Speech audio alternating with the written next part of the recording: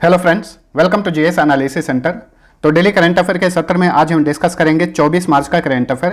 Current affair के साथ साथ जितने भी इंपॉर्टेंट एक्स्ट्रा फैक्ट होंगे सारे को डिस्कस करेंगे। साथ ही इसका पीडीएफ इस वीडियो के डिस्क्रिप्शन से आप डाउनलोड कर सकते हैं। तो वीडियो को अंत तक देखिए। अंत में आप सभी से 2 प्रश्न पूछूंगा, उसका आंसर आपको नीचे कमेंट में लिखना है। तो अब चलिए स्टार्ट करते हैं। पहला क्वेश्चन है, विश्व की नंबर 1 किस टेनिस खिलाड़ी ने मात्र 25 साल की उम्र में संन्यास लेकर इतिहास रचा है? तो देखिए, विश्व की नंबर 1 महिला वर्ग में टेनिस खिलाड़ी हैं एशले बार्टी। इन्होंने हाल ही में संन्यास ले लिया है। खास बात यह है कि बहुत कम उम्र में इन्होंने संन्यास ले लिया है, मात्र 25 साल की आयु में। इतने कम एज में लोग करियर को स्टार्ट करते हैं और इन्होंने संन्यास ले लिया है। किस देश की रहने वाली हैं? ऑस्ट्रेलिया की रहने वाली हैं और इन्होंने अपने करियर में 3 ग्रैंड स्लैम खिताब जीते हैं। 2019 में फ्रेंच ओपन, 2021 में विंबलडन और इस साल इन्होंने ऑस्ट्रेलियन ओपन में महिला एकल वर्ग का खिताब जीता। और इस तरह से एशले बार्टी पिछले 44 सालों में ऑस्ट्रेलियन ओपन जीतने वाली पहली ऑस्ट्रेलियन महिला टेनिस खिलाड़ी बन गई हैं। तो ये क्वेश्चन आगामी परीक्षाओं के लिए काफ़ी इंपॉर्टेंट बनेगा, क्योंकि एशले बार्टी ने संन्यास ले लिया है। तो हो सकता है यहाँ से क्वेश्चन पूछा जाए कि ऑस्ट्रेलियन ओपन 2022 में महिला एकल वर्ग का खिताब किसने जीता? तो एशले बार्टी ने जीता। चलिए अगला क्वेश्चन, किस राज्य द्वारा 22 मार्च 2022 को अपना 110वां स्थापना दिवस मनाया गया? तो 22 मार्च 2022 को बिहार ने अपना 110वां स्थापना दिवस मनाया। ठीक है, तो हर साल 22 मार्च को बिहार दिवस मनाया जाता है। ऑप्शन ए सही उत्तर है। 22 मार्च 1912 को ब्रिटिश सरकार ने बिहार को वेस्ट बंगाल से अलग करके एक नया राज्य बनाया था। इसी वजह से हर साल 22 मार्च को बिहार दिवस मनाया जाता है।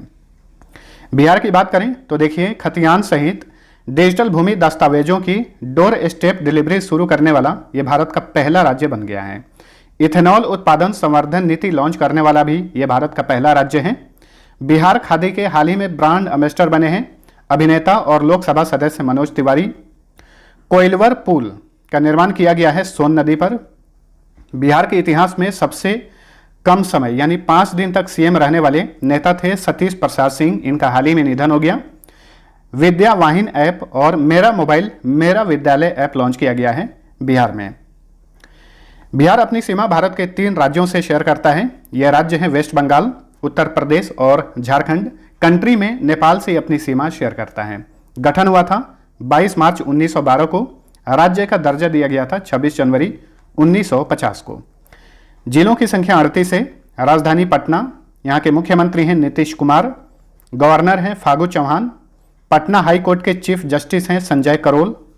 बिहार में लोकसभा सीट की संख्या 40, राज्यसभा सीट 16, विधानसभा सीट की संख्या 243।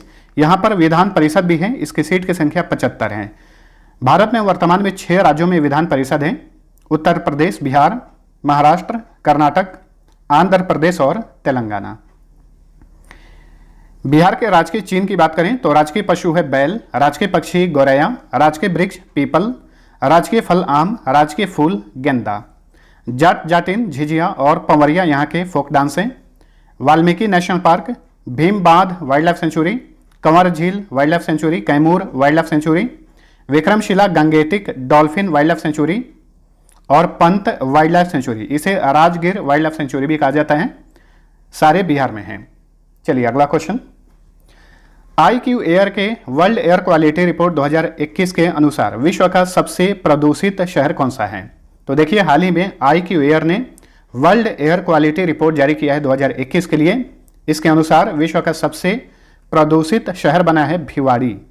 ऑप्शन डी राइट आंसर, जो कि भारत का एक शहर है, राजस्थान में है। राजस्थान के अलवर जिले में स्थित है भिवाड़ी शहर। यह विश्व का सबसे प्रदूषित शहर बना है। वहीं विश्व का दूसरा सबसे प्रदूषित शहर बना है उत्तर प्रदेश का गाजियाबाद। अगर क्वेश्चन पूछे इस रिपोर्ट के अनुसार विश्व की सबसे प्रदूषित राजधानी कौन सी है, तो ये है दिल्ली। ठीक है, दिल्ली पहले स्थान पर है विश्व में सबसे प्रदूषित राजधानियों में। वहीं दूसरे स्थान पर है ढाका, जो कि बांग्लादेश की कैपिटल है। वहीं विश्व के सबसे प्रदूषित देशों में बांग्लादेश पहले स्थान पर है और चाड दूसरे स्थान पर है। विश्व के सबसे प्रदूषित देशों में भारत 5वें स्थान पर है और विश्व के 10 सबसे प्रदूषित शहरों में भारत के अकेले 6 शहर शामिल हैं। नेक्स्ट, केंद्र सरकार के रिपोर्ट के अनुसार भगोड़े विजय माल्या, नीरव मोदी और मेहुल चौकसी से अब तक कितने करोड़ रुपए की संपत्ति जब्त की गई है। देखिए, ये भारत के काफ़ी बड़े व्यापारी थे जो कि विदेश भाग गए हैं लोन लेकर, लेकिन भारत सरकार ने इनकी संपत्ति जब्त की है और इनकी संपत्ति जब्त करने से भारत सरकार ने अभी तक लगभग 19,112 करोड़ रुपए संपत्ति जो है इनकी जब्त की है, इतना रिकवर किए हैं। तो ऑप्शन सी सही उत्तर। नेक्स्ट, किस राज्य के नरसिंहपेट्टई नागस्वरम को क्लास 15 के संगीत वाद्य यंत्रों की श्रेणी में जीआई टैग दिया गया है। तो नरसिंहपेट्टई नागस्वरम जो है ये तमिलनाडु का काफ़ी प्रसिद्ध क्लास 15 श्रेणी का संगीत वाद्य यंत्र है। इसे हाल ही में जीआई टैग यानी ज्योग्राफिकल इंडिकेशन टैग दिया गया है। Option C right answer. GI tag की शुरुआत कब की गई थी? 2004 में की गई थी। पहली बार दार्जिलिंग चाय को जीआई टैग दिया गया था और जिस भी वस्तु को जीआई टैग दिया जाता है उसकी वैधता कितने साल की होती है? 10 साल की होती है। फिर से इसे रिन्यू कराना होता है। अब देखिए, हाल ही में तमिलनाडु के कुछ ऐसे प्रोडक्ट हैं जिन्हें जीआई टैग दिया गया। कन्याकुमारी लौंग, करप्पुर कलमकारी पेंटिंग, कल्लाकुरिची की लकड़ी की नक्काशी, डिंडीगुल ताला, कोविलपट्टी कडलई मिठाई, ये तमिलनाडु के ऐसे प्रोडक्ट हैं जिन्हें जीआई टैग दिया गया है। और देखिए, कपड़े के थैलों का बढ़ावा देने के लिए मिंदम मजम्पाई योजना शुरू की गई है तमिलनाडु में। तमिल थाई वजथु ये तमिलनाडु का राज्य गीत बना है। दिव्यांगजनों के सशक्तिकरण को बढ़ावा देने में सर्वश्रेष्ठ राज्य का पुरस्कार दिया गया, सर्वश्रेष्ठ राज्य का राष्ट्रीय पुरस्कार दिया गया तमिलनाडु को। 2021-22 का सैयद मुश्ताक अली ट्रॉफी जीता तमिलनाडु ने। यह एक क्रिकेट टूर्नामेंट है। तमिलनाडु के तंजावुर में भारत का पहला खाद्य सुरक्षा संग्रहालय का उद्घाटन किया गया है। वहीं तमिलनाडु के थूथुकुडी में भारत के सबसे बड़े तैरते सौर ऊर्जा संयंत्र का हाल ही में उद्घाटन किया गया। अब तमिलनाडु का मैप देखिए। तमिलनाडु भारत के 3 राज्यों से अपनी सीमा शेयर करता है। यह राज्य हैं केरल, कर्नाटक और आंध्र प्रदेश। तमिलनाडु और श्रीलंका के बीच में एक जलडमरू मध्य है जिसे कहा जाता है पाक जलडमरू मध्य। तमिलनाडु का गठन हुआ था 26 जनवरी 1950 को। जिलों की संख्या 37 है। राजधानी चेन्नई। तमिलनाडु के मुख्यमंत्री हैं एम.के. स्टालिन। यहाँ के गवर्नर हैं R.N. रवि। तमिलनाडु का हाई कोर्ट मद्रास में है और मद्रास हाई कोर्ट के चीफ जस्टिस हैं मुनीश्वरनाथ भंडारी। तमिलनाडु में लोकसभा सीट की संख्या 39, राज्यसभा सीट 18, विधानसभा सीट की संख्या 234 है। तमिलनाडु का राजकीय पशु है काला हिरन, राजकीय पक्षी पन्ना कबूतर, राजकीय वृक्ष पल्मेरा खजूर, राजकीय फूल लिली, राजकीय खेल कबड्डी है। भारतनाट्यम तथा कड़गट्टम ये तमिलनाडु के प्रमुख क्लासिकल डांस हैं। कुम्मी, कोलट्टम तथा कावड़ी यहाँ के फोक डांस हैं। Gulf of Mannar marine national park, Indira Gandhi national park, इसे अन्नामलाई नेशनल पार्क भी कहा जाता है। Mudumalai national park, कालकड मुंदथुरई tiger reserve तथा सत्यमंगलम टाइगर रिजर्व सारे तमिलनाडु में हैं। Grand Anika dam, Mettur dam Kaveri नदी पर, भवानी सागर डैम भवानी नदी पर हैं। बड़गा और टोडकोटा यहाँ के प्रमुख ट्राइब्स हैं। अगला क्वेश्चन है, हाल ही में किस देश के पूर्व राष्ट्रपति शहाबुद्दीन अहमद का 92 वर्ष की आयु में निधन हो गया? तो शहाबुद्दीन अहमद ये बांग्लादेश के पूर्व राष्ट्रपति थे। हाल ही में इनका 92 साल की उम्र में निधन हो गया है। शहाबुद्दीन अहमद ने 1990 से 1991 तक और दूसरी बार 1996 से 2001 तक बांग्लादेश के राष्ट्रपति के रूप में काम किया था। इसके अलावा वे 1990 से 1995 तक बांग्लादेश के मुख्य न्यायाधीश भी रहे थे। ठीक है, अब बांग्लादेश का मैप देखिए। क्योंकि बांग्लादेश भारत का पड़ोसी देश है इसलिए इसका मैप ध्यान रखिए। भारत अपनी सबसे लंबी अंतर्राष्ट्रीय सीमा रेखा किस देश के साथ शेयर करता है? बांग्लादेश से शेयर करता है। और बांग्लादेश भारत के 5 राज्यों से अपनी सीमा शेयर करता है। यह राज्य हैं मिजोरम, त्रिपुरा, असम, मेघालय और पश्चिम बंगाल। गंगा नदी को बांग्लादेश में पद्मा और ब्रह्मपुत्र नदी को बांग्लादेश में जमुना के नाम से जाना जाता है। बांग्लादेश की राजधानी है ढाका। यहाँ के राष्ट्रपति हैं अब्दुल हामिद, प्रधानमंत्री हैं शेख हसीना, संसद का नाम है जातीय संसद, करेंसी है टाका, यहाँ का राष्ट्रीय खेल कबड्डी है। देखिए, ढाका में 2 अंतर्राष्ट्रीय संगठन हैं, साउथ एशियन फुटबॉल फेडरेशन और साथ साथ में बिम्स्टेक जिसका फुल फॉर्म होता है bay of Bengal initiative for multi sectoral technical and economic cooperation, इन दोनों अंतर्राष्ट्रीय संस्थाओं का मुख्यालय ढाका में है। चलिए अगला क्वेश्चन, 2021 के गर्मियों में 53.2 डिग्री सेल्सियस के गर्म तापमान के साथ पृथ्वी का सबसे गर्म स्थान कौन बना है? तो ये है कुवैत, जो कि खाड़ी देश है। Option B right answer. तो कुवैत के नवासीब शहर में पिछले साल यानी 2021 में 53.2 डिग्री सेल्सियस गर्म तापमान दर्ज किया गया और इस तरह से 2021 में ये पृथ्वी का सबसे गर्म स्थान रहा। कुवैत की बात करें तो राजधानी है कुवैत सिटी। यहाँ के प्रधानमंत्री हैं शेख सबा अल खालिद अल हमद अल सबा।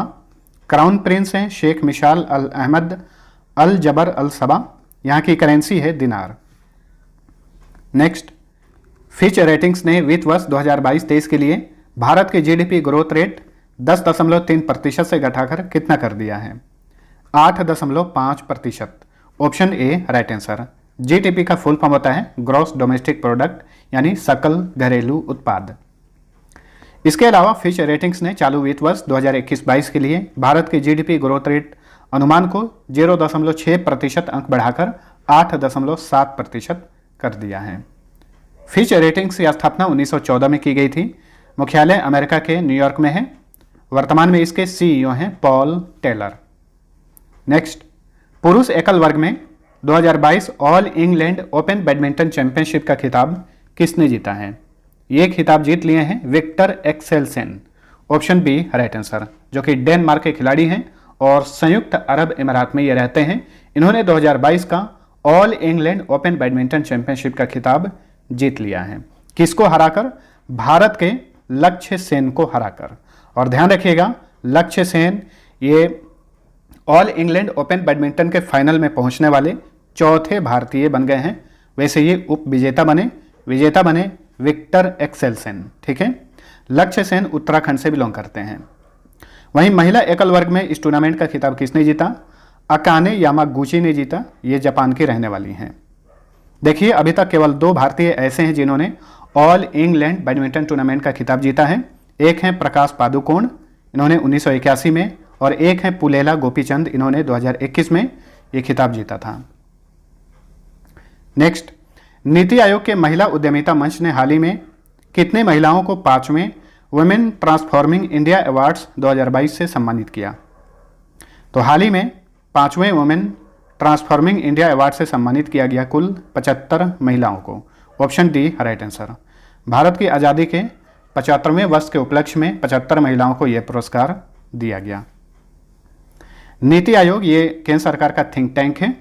नीति का फुल फॉर्म होता है national institution for transforming India.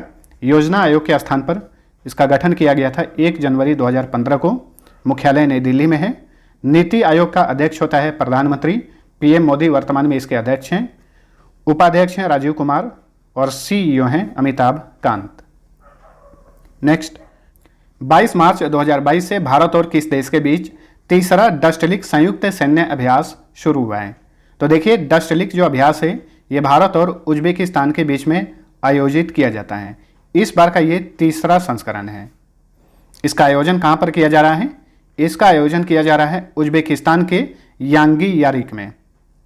डस्टलिक का दूसरा संस्करण पिछले साल मार्च में उत्तराखंड के रानीखेत में आयोजित किया गया था। उज्बेकिस्तान की बात करें तो राजधानी है ताशकंद। देखिए, एक ताशकंद समझौता हुआ था भारत और पाकिस्तान के बीच में। कब हुआ था समझौता? 10 जनवरी 1966 को।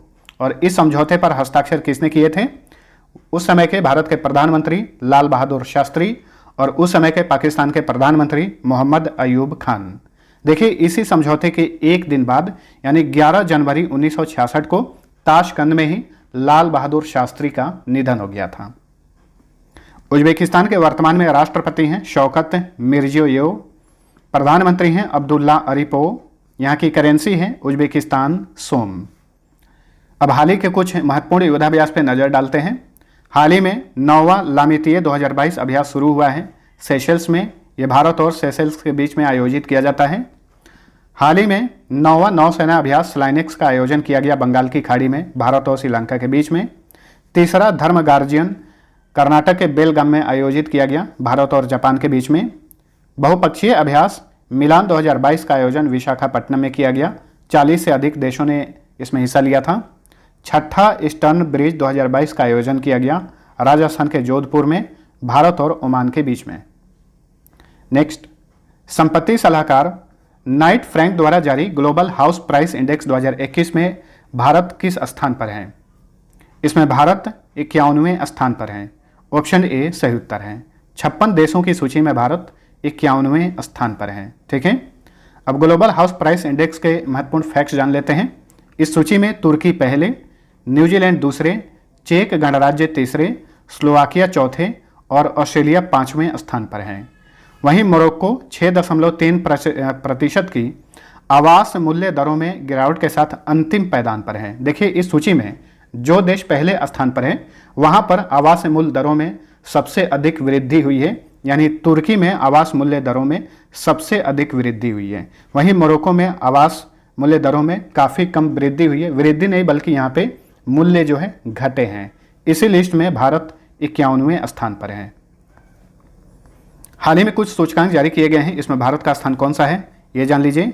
World happiness report United nation ने जारी किया, इसमें भारत 136वें स्थान पर है। अंतर्राष्ट्रीय बौद्धिक संपदा सूचकांक में भारत 43वें स्थान पर है। 2022 के Salesforce global digital skills index में भारत पहले स्थान पर है। हेनले पासपोर्ट इंडेक्स 2022 में भारत 83वें स्थान पर है। लोकतंत्र सूचकांक 2021 में भारत 46वें स्थान पर है। भ्रष्टाचार अवधारणा सूचकांक 2021 में भारत 50वें स्थान पर है। नेक्स्ट, 23 मार्च 2022 को किस विषय के साथ विश्व मौसम विज्ञान दिवस मनाया गया? तो देखिए, हर साल 23 मार्च को विश्व मौसम विज्ञान दिवस मनाया जाता है। 2022 का थीम है early warning and early action. पिछले साल इस दिवस का थीम था क्लाइमेट एंड वाटर। ठीक है, देखिए 23 मार्च 1950 को वर्ल्ड मेट्रोलॉजिकल ऑर्गेनाइजेशन यानी विश्व मौसम विज्ञान संगठन की स्थापना की गई थी। इसी वजह से हर साल 23 मार्च को विश्व मौसम विज्ञान दिवस मनाया जाता है। विश्व मौसम विज्ञान संगठन का मुख्यालय स्विट्जरलैंड के जिनेवा में है। मार्च माह में अब जितने भी इंपॉर्टेंट दिवस मनाए गए हैं उनका फटाफट रिवीजन कर लीजिए, मेरे साथ साथ में बोलते चलिए। 1 मार्च को शून्य भेदभाव दिवस मनाया जाता है, साथ साथ में आप थीम भी देख सकते हैं। 1 मार्च को ही विश्व नागरिक सुरक्षा दिवस मनाया जाता है। 3 मार्च को विश्व वन्य जीव दिवस, 4 मार्च को विश्व मोटापा दिवस, 8 मार्च को अंतर्राष्ट्रीय महिला दिवस, 10 मार्च को महिला न्यायाधीशों का अंतर्राष्ट्रीय दिवस, 20 मार्च को अंतर्राष्ट्रीय प्रसन्नता दिवस, 20 मार्च को ही विश्व गौरैया दिवस, 21 मार्च को बहुत सारे दिवस मनाए जाते हैं। अंतर्राष्ट्रीय वन दिवस, नस्लीय भेदभाव के उन्मूलन के लिए अंतर्राष्ट्रीय दिवस, विश्व डाउन सिंड्रोम दिवस और विश्व कविता दिवस 21 मार्च को मनाया जाता है। 22 मार्च को विश्व जल दिवस मनाया जाता है और 23 मार्च को विश्व मौसम विज्ञान दिवस। चलिए अगला क्वेश्चन, 13वां green storm global photography award किसने जीता है? तो green storm global photography award का 13वां संस्करण जीत लिया है मोहम्मद रजा मासूमी ने। ऑप्शन ए सही उत्तर, ये ईरान के फोटोग्राफर हैं। Green storm global photography award जो है ये ग्रीन स्टॉर्म फाउंडेशन द्वारा संयुक्त राष्ट्र पर्यावरण कार्यक्रम के सहयोग से दिया जाता है। यूनाइटेड नेशन एनवायरनमेंट प्रोग्राम, इसका मुख्यालय केन्या की कैपिटल नैरोबी में है। तो फ्रेंड्स, ये था हमारा आज का करंट अफेयर। वीडियो पसंद आया है तो लाइक और शेयर जरूर करना। अब डेली की तरफ फटाफट पिछले क्लास का क्विक रिवीजन कर लीजिए। पहला क्वेश्चन है, पुष्कर सिंह धामी किस राज्य के नए मुख्यमंत्री बने हैं? तो ये उत्तराखंड के 11वें सीएम बने हैं। 22 मार्च 2022 को किस विषय के साथ विश्व जल दिवस मनाया गया? तो विश्व जल दिवस 2022 का थीम है ground water making the invisible visible. प्रभावी बहुपक्षवाद पर संयुक्त राष्ट्र सलाहकार बोर्ड में किस भारतीय को नियुक्त किया गया है? जायती घोष को। किस मंत्रालय ने India and the Arctic building A partnership for sustainable development नीति लॉन्च की है? पृथ्वी विज्ञान मंत्रालय ने। पाक जल डमरू मध्य को सबसे कम समय में तैर कर पार करने वाली सबसे कम उम्र की महिला कौन बनी है? जिया राय। 13वां Fazza international championships world para athletics grand prix 2022 कहां पर शुरू हुआ है? दुबई में। पद्म भूषण पुरस्कार प्राप्त करने वाले भारत के प्रथम पैरा एथलीट कौन बने हैं? देवेंद्र झाझरिया। 2022 प्रिज्कर आर्किटेक्चर पुरस्कार जीतने वाले प्रथम अफ्रीकी कौन बने हैं? डी फ्रांसिस केरे। भारत का सबसे बड़ा घरेलू football tournament Indian super league 2021-22 का खिताब किसने जीत लिया है? हैदराबाद एफसी ने। नवीनतम पुस्तक रिस्ट एश्योर्ड किसकी आत्मकथा है? भारत के पूर्व क्रिकेटर गुंडप्पा रघुनाथ विश्वनाथ की ये आत्मकथा है। भारत और किस देश के बीच द्विवार्षिक संयुक्त सैन्य अभ्यास लामितीये 2022 का 9वां संस्करण शुरू हुआ है? भारत और सेशल्स के बीच में। तुर्कमेनिस्तान के नए राष्ट्रपति के रूप में हाल ही में किसने शपथ ली है? सरदार बर्डीमुखामेदोव ने। 2022 BNP Paribas open tennis tournament में पुरुष एकल वर्ग का खिताब किसने जीता है? टेलर फ्रिज ने। अब लास्ट क्विज का आंसर जानिए। पहला क्वेश्चन था, प्रौद्योगिकी के क्षेत्र में अनुसंधान एवं प्रशिक्षण के लिए भारतीय सेना ने किस स्थान पर एक क्वांटम प्रयोगशाला की स्थापना की है? राइट आंसर था ऑप्शन ए, मध्य प्रदेश के महू में। दूसरा क्वेश्चन था, 26 से 29 दिसंबर के बीच किस राज्य की मेजबानी में बेपोर जल उत्सव मनाया गया? केरल की मेजबानी में। तो मैक्सिमम लोगों ने आंसर सही दिया था। अब चलिए आज का पहला क्वेश्चन है, मानव तस्करी को रोकने के लिए निम्न में से किसने ऑपरेशन आहट शुरू किया है? दूसरा क्वेश्चन है, निम्न में से किस कंपनी ने 12,100 करोड़ रुपए में नीलाचल इस्पात निगम लिमिटेड का अधिग्रहण कर लिया है? तो दोनों क्वेश्चन का आंसर नीचे कमेंट करके बताइए। मिलते हैं अगले वीडियो में, तब तक के लिए टेक केयर।